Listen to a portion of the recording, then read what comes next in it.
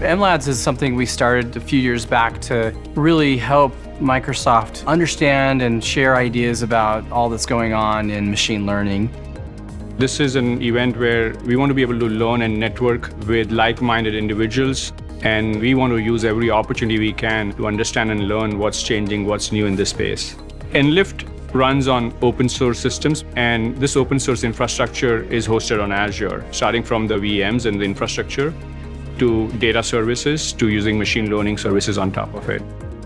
Microsoft has probably the largest enterprise sales network in the world. So to be able to find people who have those connections, know where these problems are faced today, to sort of target the companies at the right time where there is actually a need, that would be super helpful for us.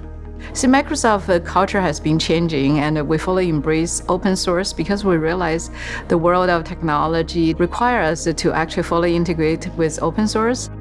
So we build almost everything on capabilities that Microsoft provides. And it'll be good for me to talk to some of the people who are the brains behind what we're using today. It's really just a great opportunity for people to interact across all disciplines and all parts of the product group with a common focus around machine learning.